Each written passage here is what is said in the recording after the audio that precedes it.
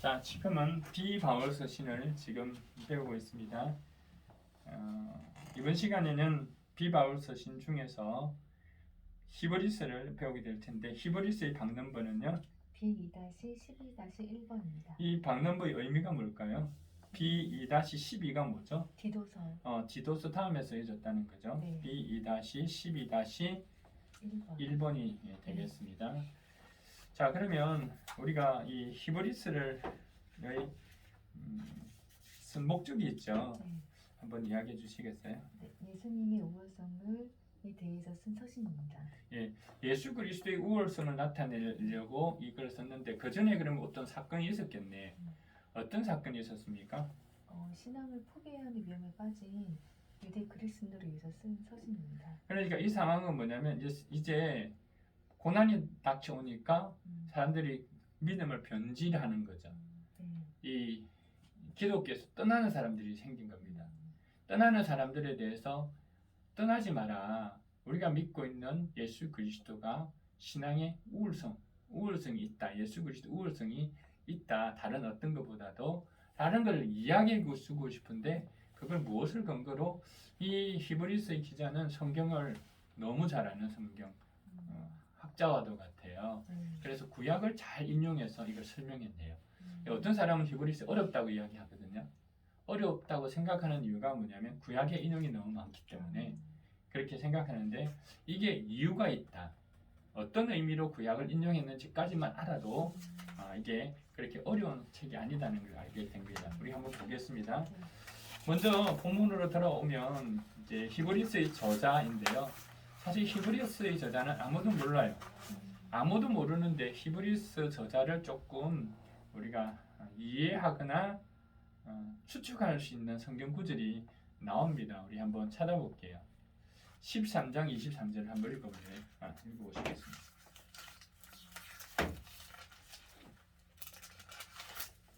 네, 우리 형제 디모데가 풀려나온 것을 알려드립니다. 그가 속히 오면 내가 그와 함께 여러분을 만나보게 될 것입니다. 아무튼 누군지는 모르는데 이 사람은 디모데가 풀려났다는 것까지 알죠. 네. 알죠. 그리고 그가 속히 오면 이제 내가 그와 함께 여러분 이 히브리서를 수신하는 그 사람에게 가겠다라고 이야기하고 있습니다. 그럼 이 본 한 구절로 통해서 이 쓴 사람은 디모데와 무척 가깝구나. 그리고 디모데와 함께 이 히브리서를 수신하는 이쪽에 이 공동체에 갈 계획을 가지고 있었다 하는 것까지 우리가 추측할 수 있겠네요. 자, 그러면 우리가 1장 2절 한번 보겠습니다. 처음으로 다시 들어와서 1장 2절. 네, 이 마지막 날에는 아들을 통하여 우리에게 말씀하셨습니다. 하나님께서는 이 아들을 만물의 상속자로 세우셨습니다.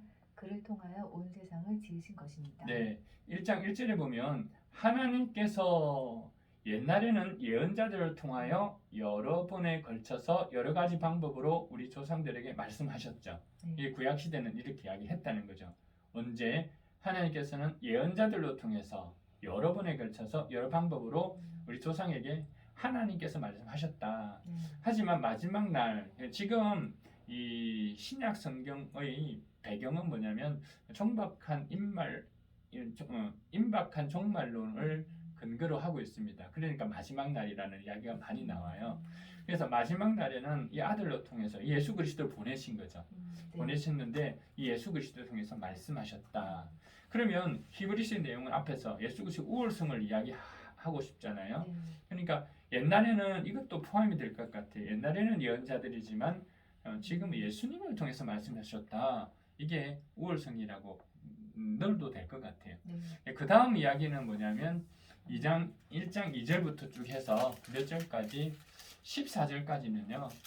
첫 번째로 예수 그리스도에 대해서 쭉 이야기를 해요. 어떤 분인지 자, 그를 상속자로 만들었다. 그 다음에 그를 통해서 온 세상이 지원받았다. 그가 만물을 보존하신다. 천사보다 훨씬 뛰어나다 하는 이야기가 나와요. 그리고 나서 첫 번째 경고가 나오는데 2장 1절에서 4절이에요. 보시면 첫 번째 경고 한번 읽어볼래요, 이거는? 네, 2장 1절 그러므로 우리는 들은 바를 더 굳게 간직하여 잘못된 길로 빠져드는 일이 없어야 마땅하겠습니다. 네. 그러면서 뭘 이야기하냐? 자, 우리가 우월한 예수 그리스도를 믿고 있는데, 그죠? 믿고 있는데 우리가 잘못된 길로 빠져서 되겠냐? 예수님 떠나서 되겠냐? 하는 말입니다. 됐죠? 됐습니까? 이해가 되셨어요? 네. 그리고 2장 2절에 보면 모든 범행과 불순하는 행위가 공정한 갚음을 받았다는 거예요. 하물며 우리가 이렇게 귀중한 구원을 소홀히 해서는 안 된다라고 이야기합니다. 그리고 1장 9절부터는 두 번째 이제 예수 그리스도의 우월성을 두 번째로 이야기합니다. 됐죠? 네. 자, 1장 9절에서부터 몇 절까지가 나오냐면요. 3장 6절까지 이렇게 나오는데 그 내용은 뭐냐면 2장 10절 구원의 창조자다 이렇게 나오고 네. 그 다음 2장 14절 한번 읽어볼래요? 네, 이 자녀들은 피어사를 가진 사람들이기에 그도 역시 피어사를 가지었습니다. 그것은 그가 죽음을 겪으시고서 죽음의 세력을 쥐고 있는 자, 곧 악마를 멸하시고. 네, 예수 그리스도의 인성을 이야기하죠. 인성을 가지신 분이십니다. 그 다음 2장 17절 읽어보세요. 네, 그러므로 그는 모든 점에서 형제 자매들과 같이 같아지셔야만 했습니다. 그것은 그가 하나님 앞에서 자비롭고 성실한 대제사장이 되심으로써 백성의 죄를 대신 갚으시기 위한 것입니다. 예, 백성의 죄를 대신 갚으셨다. 그리고 3장 3절에 보면 이렇게 나옵니다. 보세요. 예수는 모든 모세보다 뛰어나다. 그런데 이 구약 시대에 아니 신약 시대에도 지금 유대인들은 모세 오경만 정경으로 봤잖아요. 이들의 가장 최고 높은 사람이 누구예요? 모세예요. 근데 모세보다 어떻다고요? 뛰어나다고 이야기하는 겁니다. 자, 그러면서 이제 3장으로 넣어보면요. 3장 우리 7절부터는 두 번째 경고가 나와요. 그죠? 네. 두 번째 경고 3장 7절에서 4장 3절까지 나오는 내용인데요. 그 중에서 우리가 어떤 경고가 있는지 한번 3장 7절 8절만 한번 읽어볼래요. 네, 그러므로 성령이 이와 같이 말씀하셨습니다. 오늘 너희가 그의 음성을 듣거든 너희 조상들이 광야에서 시험받은 날에 반역하는 것과 같이 너희 마음을 완고하게 하지 말아라. 네, 그 다음에 3장 12절요. 선지자매 여러분 가운데서 믿지 않은 악한 마음 품고서 살아계신 하나님을 떠나는 사람이 아무도 없도록 여러분은 조심하십시오. 예, 불신을 경고했습니다. 자, 그리고 나서 이제 세 번째 예수 그리스도의 우월성이 나와요. 그게 이제 4장입니다. 4장 14절. 네, 그러나 우리에게는 하늘에 올라가신 위대한 대제사장이신 하나님의 아들 예수가 계십니다. 그러므로 우리의 신앙 고백을 굳게 지키십시다. 예, 그러니까 4장 14절부터 쭉 나와서 다시 세 번째죠. 세 번째 예수 그리스도의 우월성을 16절까지 이렇게 이야기를 합니다. 뭐 공감하신다, 시험을 받으셨지만 죄가 없다, 뭐 그러므로 도움이 필요할 때에 하나님의 은혜 보좌로 우리가 나아가자 이렇게 이야기합니다. 그런데 이 중간에 5장에 넘어와서 잠깐 삽입되는 두 인물이 아니고 두 부류가 나오는데 첫 번째로는요 대제사장이 나와요. 율법을 통해서 주신 대제사장. 그러면 대제사장은 율법에 보면 누가 대제사장이 될 수 있습니까? 아론이죠. 아론 그리고 그의 자식들로 통해서만 대제사장이 될 수 있어요. 대제사장이 될 수 있어요. 자, 그 이야기가 5장 1절에서 4절에 나오는데 여기서 이야기하고 싶은 건 뭐냐면 대제사장 아론보다 예수님이 더 위대한다고 이야기하고 싶잖아요. 그렇다면 이 대제사장 아론이 갖고 있는 한계를 이야기를 해야 되죠. 그 한계를 어디에 이야기하고 있냐면 7장 11절입니다. 이번에도 7장 11절을 넘어와서 한번 읽어보세요. 7장 11절. 네, 그런데 이 레위 계통의 제사직과 관련하여 이스라엘 백성은 율법으로 지령을 받긴 하였습니다. 그러나 만일 그 제사직으로 완전한 것이 이루어질 수 있었다면 아론의 계통이 아닌 멜기세덱의 계통을 따른 다른 제사장이 생겨날 필요가 어디에 있겠습니까? 자, 이 말의 논리는 보세요. 아론 계통의 이 대제사장 계열이 아론 계통으로 완벽했더라면 멜기세덱 계통으로 오는 제사장이 필요 없었을 건데 이 아론으로 오는 대제사장의 이게 대제사장이 한계가 있었기 때문에 멜기세덱 계통의 대제사장이 필요했다 하는 말이에요. 그럼 아론보다 더 우월하다는 말이죠. 그 말을 하는 겁니다. 자, 그 다음에 이제 또 나오는 인물이 나오는데 멜기세덱이에요. 멜기세덱 많이 들어봤는데 히브리스에는 나오는데요. 멜기세덱의 구체적인 인물이 누군지는 모릅니다. 누군지는 모르는데 이게 하나님의 현현? 이 정도로만 좀 생각할 수 있을 것 같아요. 왜냐하면 7장 2절을 한번 볼까요? 7장 2절. 아브라함은 모든 것의 10분의 1을 그에게 나눠주었습니다. 첫째로 멜기세덱이라는 이름은 정의의 왕이란 뜻이요. 다음으로 그는 또한 살렘 왕인데 그것은 평화의 왕이란 뜻입니다. 예, 정의의 왕입니다. 평강의 왕입니다. 자, 또 7장 3절. 그에게는 아버지도 없고 어머니도 없고 족보도 없고 족보도 없고 생의 시작도 없고 생의 시작도 없고 생명의 끝도 없습니다. 끝도 없습니다. 그는 하나님의 아들과 같아서 하나님의 아들이래요. 같아요. 하나님이 아들이에요. 그 알 것 같아요. 그다음 언제까지나 제사장으로 계신 분입니다. 예, 언제까지나 제사장으로 계십니다. 그러니까 이 멜기세덱은 신약의 예수 그리스도의 모형이라고 이야기하죠. 이해가 되셨죠? 신약의 예수 그리스도 모형. 보세요. 아버지도 없대요. 어머니도 없대요. 그리고 족보도 없대요. 생의 시작도 없대요. 끝도 없대요. 이것이 하나님이시잖아요. 그러니까 그는 하나님 아들과 같아서 그래서 이 신약의 예수 그리스도는 이 멜기세덱의 반차를 쫓아서 오신 분이다. 그러니까 아론 계통의 제사장이 예수님을 대제사장이라고 이야기하잖아요. 아론 계통이 아니라는 거예요. 여기 멜기세덱의 계통이다. 그러면 여기서 또 한 가지 이야기하는데 멜기세덱이 아브람보다 위대하다는 거예요. 이게 7장 4절에 나옵니다. 멜기세덱이 얼마나 위대한 걸 생각해 보십시오. 족장의 아브람까지도 가장 좋은 전리품의 10분의 1을 그에게 바쳤습니다. 자, 11조를 누구한테? 아브라함이 여러분이 진짜 존경하는 민족을 이루었던 아브라함 그분이 누구를 존중했습니까? 멜기세덱을 존중해서 10분의 1을 드렸잖아요. 더 우월하잖아요. 근데 예수 그리스도는 그 우월한 멜기세덱의 근간으로 오신 분이 계통으로 오신 분이 예수님이다라고 이야기한 거예요. 그러면 아론보다도 높고 여러분이 좋아하는 제일 존경하는 아브라함보다 높다는 거죠. 그 이야기를 하고 싶은 거예요. 이 이야기를 하고 나서 그 다음에 이제 세 번째 경고. 세 번째 경고가 5장 11절에서 6장 20절인데요. 이 세 번째 경고는 뭐냐면 자라가라 하는 겁니다. 6장 1절을 한번 읽어보세요. 그러므로 우리는 그리스도의 초보적 교리를 제쳐놓고서 성숙한 경지로 나아가시다. 죽은 행실에서 벗어나는 회개와 하나님에 대한 믿음과 예, 이제 성숙한 경지로 나아가자. 그래서 성장하지 않는 것에 대한 위험이에요. 나아가자.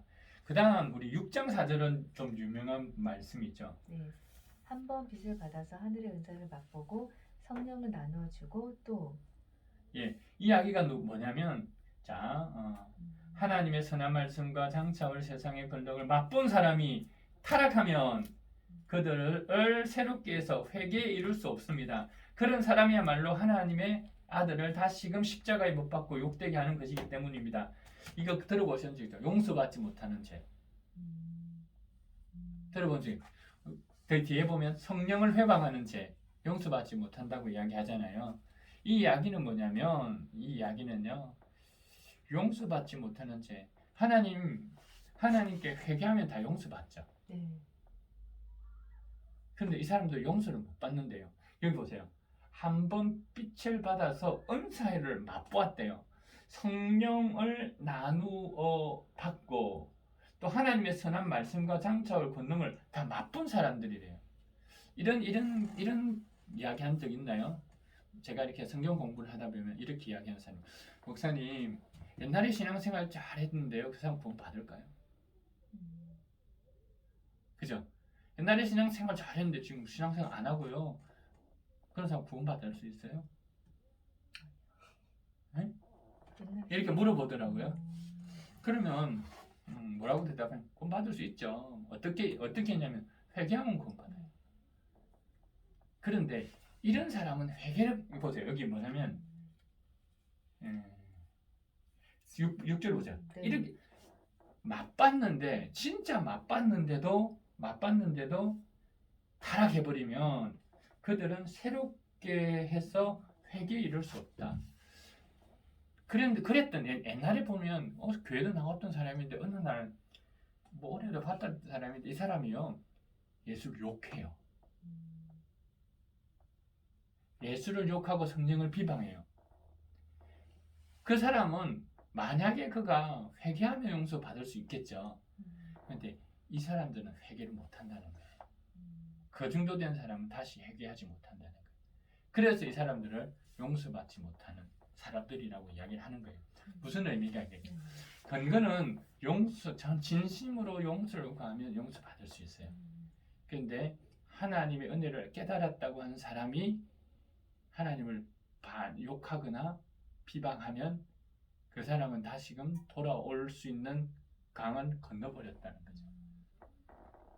그렇다고 가능성이 없느냐 몰라요. 아무튼 이제 여기 이야기한 내용은 그렇다는 거죠. 돌아올 회개만 하면 되는데, 근데 이런 사람은 양심의 화인을 맞아서 회개가 안 된다는 거죠. 이거는 그래서 이야기는 뒤에는 또 그래서 구체적으로 성령을 회방하는 제례에 대해서 이야기를 합니다. 여기까지 이야기하고요. 그 다음에 이 하고 나서 아까 몇 번까지 했나요? 예수 그리스도 우월성 몇 번? 3번까지 했죠. 1, 2, 3. 네 번째는 예수 그리스도 우월성이 네 번째예요. 메시아에 대해서 이야기해요. 됐죠? 쭉 나옵니다. 메시아에 대한 이야기가 쭉 5장 5절부터 시작해서 10장까지 이렇게 이어져요. 어떤 분이신지를 쭉 메시아 예수 그리스도에 대해서 이야기를 하는데 이걸 보면 볼까요 한번? 5장 5절 볼까요? 5장 5절. 이와 같이 그리스도께서도 자기 자신을 스스로 높여서 대제사장이 되는 영광을 차지하신 것이 아니라 그에게 너는 내 아들이다. 오늘 내가 너를 낳았다 하고 말씀하신 분이 그렇게 하신 것입니다. 하나님께서 대제사장 되게 하셨다. 자, 그다음 5장 6절인가요? 멜기세덱. 또 다른 곳에서 너는 멜기세덱의 계통을 따라 임명받은 영원한 대제사장이다. 아론 계통이 아니다. 그죠? 아니다. 대제사장 계통이다. 6장 20절 볼래요?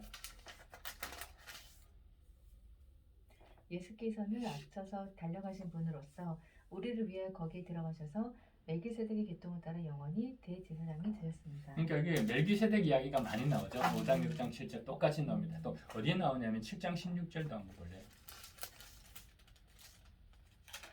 그는 제사장 혈통에 대해서 규정한 율법을 따라 제사장이 되신 것이 원래 아니라 혈통으로 따라서는 하는데 아론 계열이어야만 하잖아요. 네, 그다음 썩지 않은 생명의 능력을 따라 되셨습니다. 네, 알겠죠? 예수 그리스도가 어떤 분이신지를 쭉 이야기하고 있습니다. 그걸 이제 읽어보면 되겠습니다. 알겠죠? 그다음 9장 28절 읽어볼까요? 하나 읽어보세요. 9장 28절. 이와 같이 그리스도께서도 많은 사람의 죄를 짊어지시려고 단 한 번 자기의 몸을 제물로 바치셨고 두 번째로는 죄와는 상관없이 자기를 기다리고 있는 사람들에게 나타나셔서 구원하실 것입니다. 네, 이게 이제 메시아 예수 그리스도를 이야기하는 겁니다. 되셨죠? 네. 자, 이제 이렇게 이야기하고 나서 지금까지 몇 번 이야기했나요? 3번의 경고, 4번의 메시아의 우월성 이야기했죠? 자, 그러므로 이제 나옵니다. 그러므로 우리가 어떻게 살아야 될까? 10장에 나옵니다. 그러므로 우리는 어떻게 살아야 될까? 자, 그러므로 우리는 어떻게 살아야 될까를 한번 볼까요? 10장 22절. 그러니 우리는 확고한 믿음을 가지고 참된 마음으로 하나님께 나아갑시다. 우리는 마음에다 예수의 피를 뿌려서 죄책감에서 벗어나고 맑은 물로 몸을 깨끗이 씻었습니다. 예, 그러니까 진실한 마음으로 지성스러워 나아가자. 10장 23절. 또 우리에게 약속하신 분은 신실하시니 우리는 흔들리지 말고 우리가 고백하는 그 소망을 굳게 잡자. 그 다음에 24절. 그리고 서로 마음을 써서 사랑과 선한 일 하도록 격려합시다. 격려하고 서로 관심을 가집시다. 그 다음에 10장 25절. 어떤 사람들 습관처럼 우리는 모이기를 그만하지 말고 서로 격려하여 그날이 가까워오는 것을 볼수록 더욱 힘써 보이시다. 그러니까 모이기를 더욱더 힘쓰자. 그러므로 그러니까 우리가 믿는 주님은 이와 같은 우월성 있는 분이시니까 우리는 이와 같은 믿음 지성소로 나가고 소망을 굳게 잡고 서로에게 관심을 갖고 격려하며 모이게 힘써야 된다라고 이야기하면서 10장 26절에서 39절은요. 이제 네 번째 경고입니다. 네 번째 경고. 10장 26절 한번 볼게요. 10장 26절부터 몇 절까지요? 39절. 39절까지는 이제 경고가 나옵니다. 몇 가지 경고를 쭉 보시면 하면 되겠습니다. 알겠죠? 네. 네 번째 경고가 나오고 그 다음 이제 여기서 10장 32절부터 39절까지 32절부터 39절까지 나오는 부분은 지금 히브리서를 받은 이제 보내는 저자에 대해서는 앞에 좀 이야기했는데 받는 사람들의 상황이 지금 나와요. 32절입니다. 32절. 여러분이 빛을 받은 뒤에 고난의 싸움을 많이 견디어낸 그 처음 시절을 되새기십시오. 네, 보세요. 자, 처음 시절에 어떻게 하면 고난의 싸움을 많이 견뎌냈죠. 33절. 여러분은 때로는 모욕과 환난을 당하여 구경거리가 되기도 하고 그런 처지에 놓인 사람들의 친구가 되기도 하였습니다. 여러분은 감옥에 갇힌 사람들과 고통을 함께 나누었고 또한 자기 소유를 빼앗기는 일이 있어도 그보다 더 좋은 더 영구한 재산이 있는 것을 알고서 그런 일을 기쁘게 당했습니다. 이들의 지금 수신인의 모습이죠. 이 공동체가 어떤 상황이 있다는 것을 이야기를 하고 있습니다. 여러분은 하나님의 뜻을 행하고서 그 약속해 주신 것을 받으려면 인내가 필요합니다. 이렇게 이야기하는 겁니다. 알겠죠? 자, 이렇게 이야기하고 그 다음에 이제 우리가 잘 아는 히브리서 믿음장이에요. 믿음장 히브리서 11장인데 이 히브리서 11장의 내용은 11장 2절을 한번 읽어볼래요? 네, 선조들은 이 믿음을 살았기 때문에 훌륭한 사람으로 증언되었습니다. 이 히브리서는 믿음으로 살았기 때문에 이 믿음을 강조하는 겁니다. 알겠죠?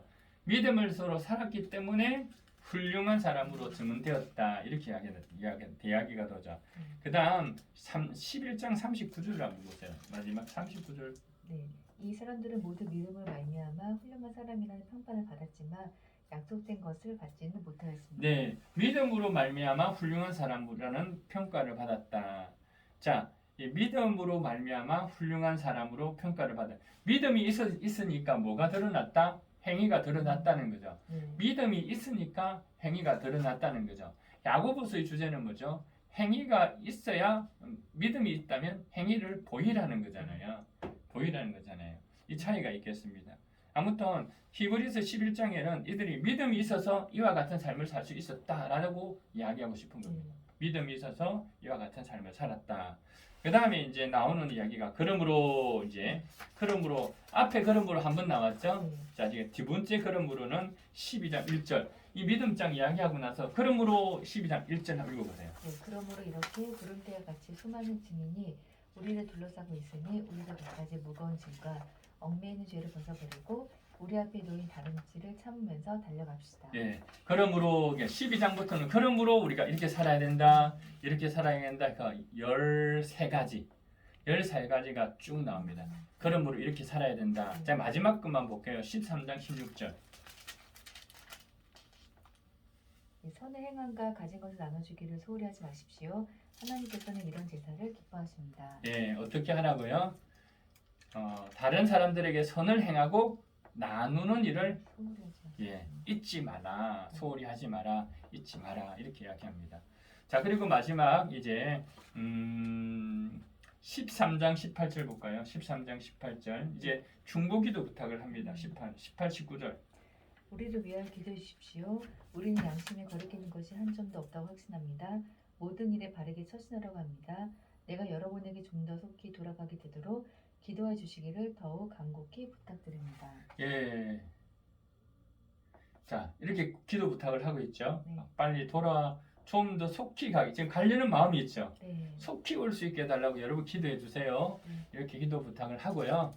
그 다음에 20절부터 13장 20절부터 25절은 이제 몇 가지 바람입니다. 이렇게 되었으면 좋겠다. 바람과 소망으로 끝이 납니다. 이게 히브리서입니다. 이제 히브리서는 어떻게 들어왔나요?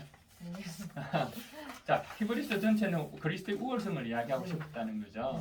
그러면서 먼저는 그리스도의 우월성에 대해서 몇 번에 걸쳐서 이야기하는 하나, 둘, 셋, 네 번에 걸쳐서 이야기하고 중간중간에 또 경고가 4번 나왔어요. 네. 경고가 나오고 그다음 2번에 걸쳐서 그러므로 이렇게 살아야 된다라고 2번 이야기 나오고 그다음 이 전체로 내용을 봐서 이 저자가 누구인지는 그냥 상황을 좀 디모데랑 비슷 디모데랑 잘 아는 디모데가 감옥에 갔고 돌아와서 그와 함께 이 공동체로 가려는 계획을 가지고 있었다 하는 것 정도로 알고 그럼 이 수신인이었던 이 히브리서를 받는 수신인의 지금 상황은 고난 가운데 있다는 상황을 알죠. 그리고 그는 고난을 잘 견뎌내었다는 것도 알고 있고 이런 상황을 우리가 이제 알게 되고 이 정도로 좀 알면 되겠습니다. 요 폼을 가지고 이제는 히브리서를 읽으면 될 것 같아요. 우월하다 누구보다도 모세보다도 누구보다도 아론보다도 누구보다도 아브라함보다도 그죠? 네, 이 말입니다. 여기까지 하겠습니다.